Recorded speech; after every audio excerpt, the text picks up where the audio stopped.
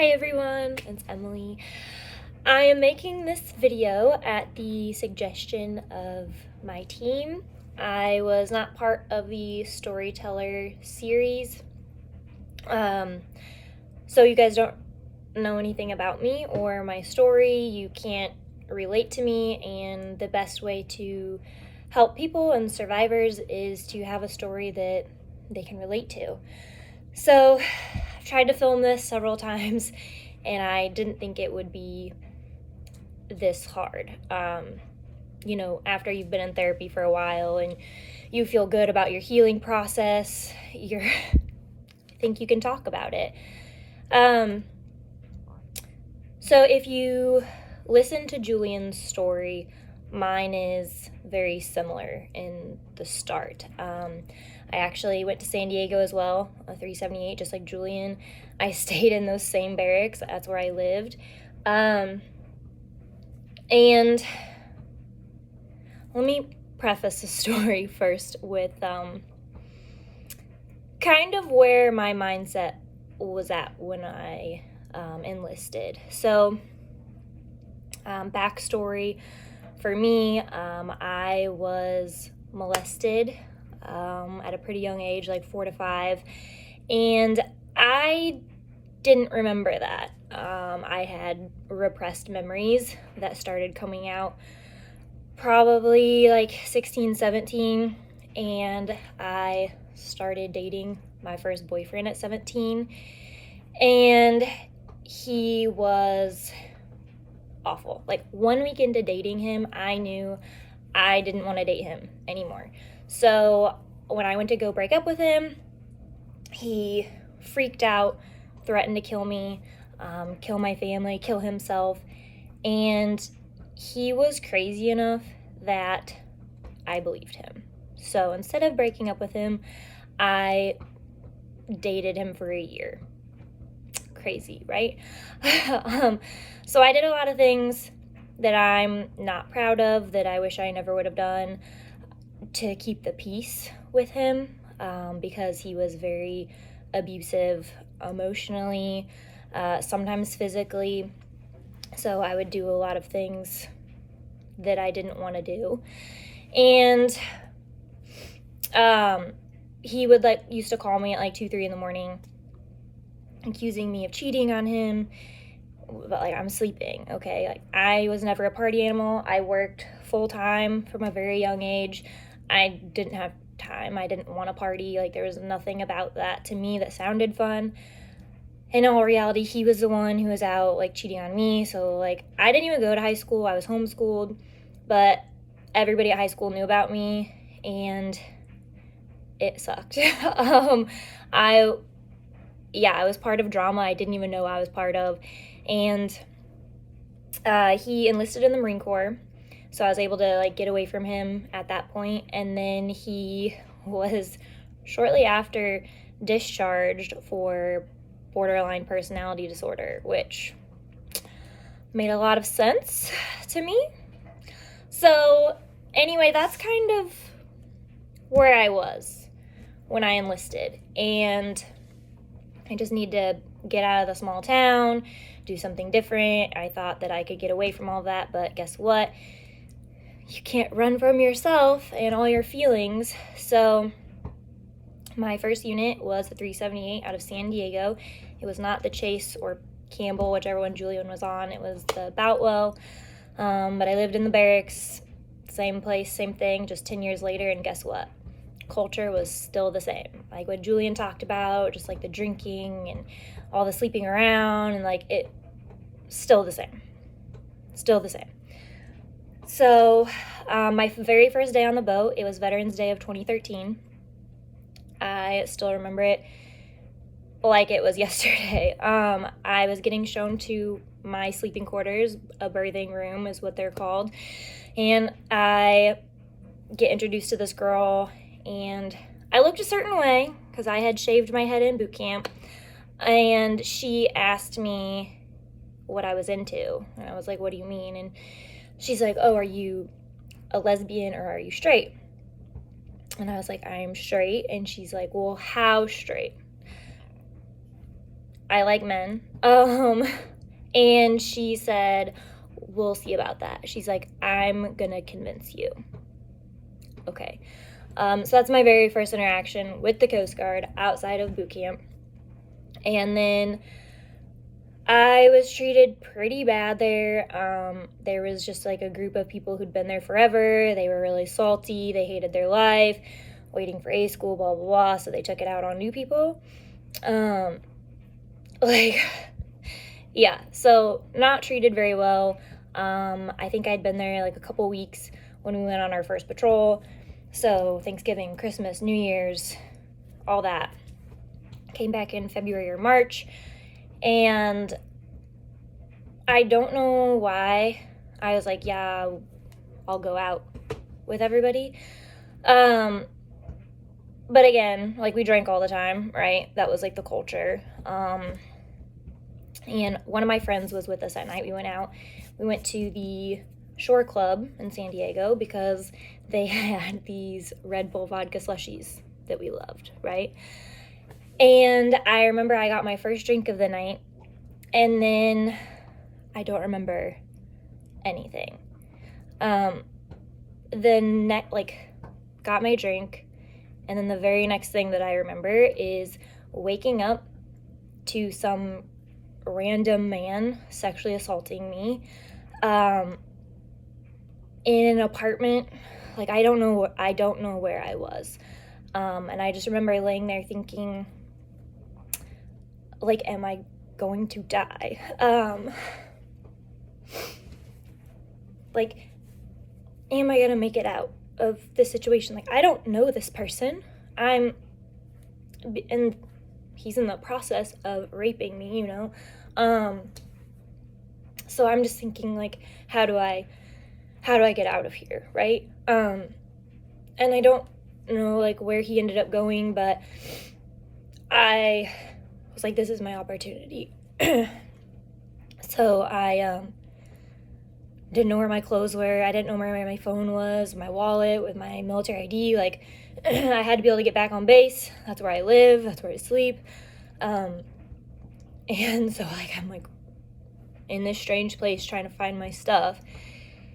I finally find it, and I'm just holding everything, and I just run out the door, down to the street, call myself an Uber, and I'm just, like, standing there, like, naked, waiting for this Uber driver. And he pulled up, and I was like, can you just stay with me while I, like, get dressed? So sorry to the Uber driver for putting you through that. But I, like, tracked down where my friend was. I was like, where are you? She had gone to my BM3's house, which is where we had started. Like, we all met there, and then we went to the Shore Club. So I got there, and I was like, we're leaving, we're going back. And mind you, I am not okay. Like, not only was I just sexually assaulted, but I'm pretty sure I was drugged, because I've never in my whole life felt that, like, messed up. Like, I know what being drunk feels like, and I've never felt that way. So we're, like, driving back to base, and I honestly, to this day, I don't know how we got back to base okay. I don't know how we got back onto base with the gate guard. Like, clearly I'm not okay. And I, like, tell my best friend, like, everything that happened, and she's like, it's okay, like, I'll take care of you. She's like, just stay with me tonight, and in the morning we'll go to Planned Parenthood. And I was like, okay. So I stayed with her, and then in the morning she took me to Planned Parenthood, and I got, like, tested and a Plan B and whatnot. And I remember talking, like, should I report this? Like, I don't know anything. And we went out for drinks, and she's like, no one's gonna believe you. Nobody here cares. And I knew that in my head already, because my supervisor never knew my name for, like, the almost 2 years that I was there. He never knew my name. So that told me like everything I needed to know. And then I didn't know this, but people who have been sexually assaulted typically go one of two ways. They either write sex off completely or they become hypersexual.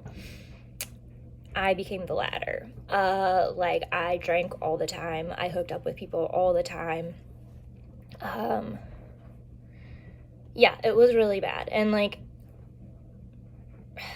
the boat was just really bad in general. Like, everybody that I worked with, like, we would all show up to work drunk regularly. Like, it was a thing. That was just normal. And, when I left, I was, well, backing up, we had Sapper Training, and everybody's like, oh, it's this new training, sexual assault prevention response. I think it was just response. It wasn't response and recovery back then. So everybody was like, this is so stupid. Why are we doing this? And it's like, well, because people are being sexually assaulted in the service, and like, maybe that's why we're having training. But I just remember being so distrustful that I was like, I'm not going to tell these people. I don't want to talk to these people. Like, I'm fine.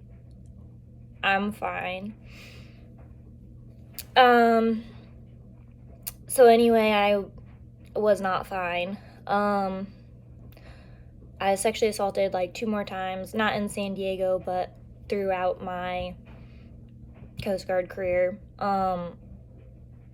And I remember I had gotten a new OIC at my first small boat station. My first OIC was also horrible to me, like called me names all the time.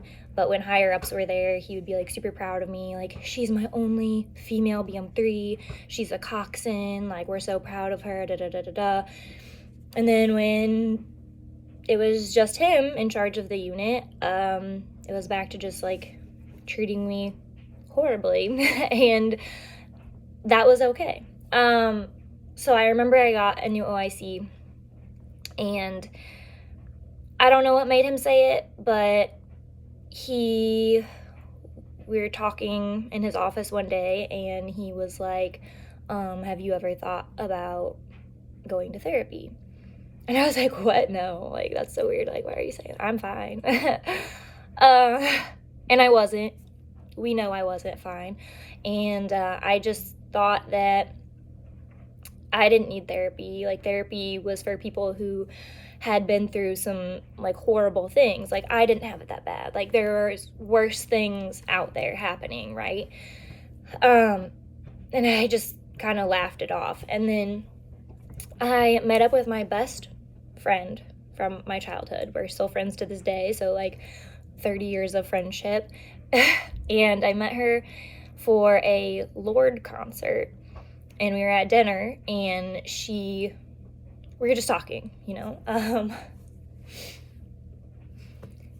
She was like, maybe you should go to therapy. So I was like, man,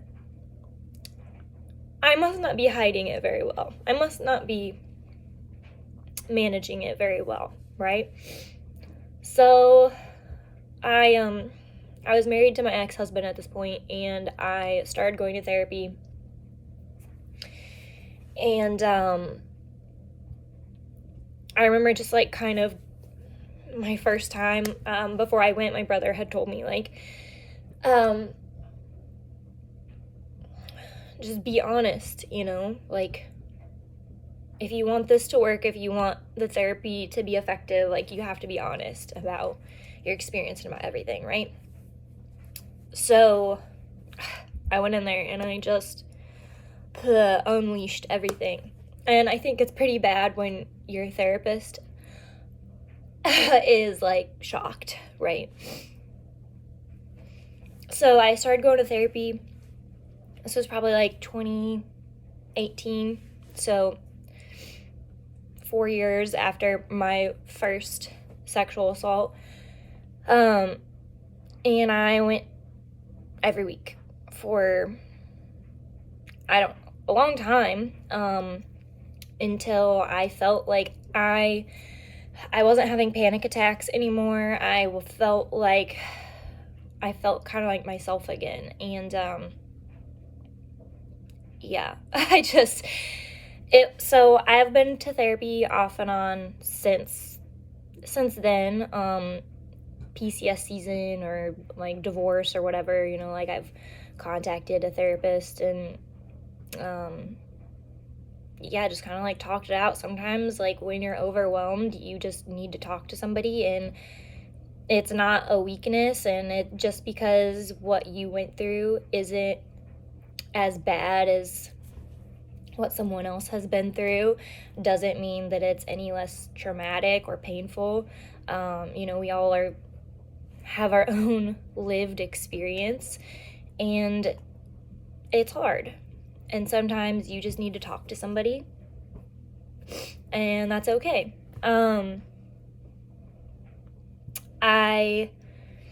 There is still like so much more, but it's already 16 minutes and I don't think I have the capacity to continue delving into like all of these. I have told my therapist everything, and that's enough for me. But I didn't realize how hard this video was going to be. So thank you for listening, and I hope that we, the four of us here at Safe Waters, are able to help you with your journey in healing or advocacy, or if you just are angry and you want to talk to somebody who knows what it's like and just how angry you can be and ashamed, and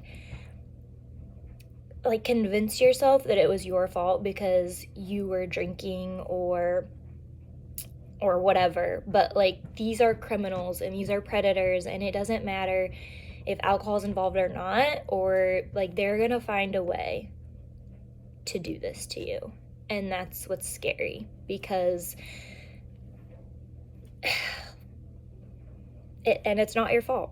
It's not your fault. Like, that's what you need to know out of all of this. It's not your fault, and there are people out there who can help you and understand you, and yeah, let us know how we can help.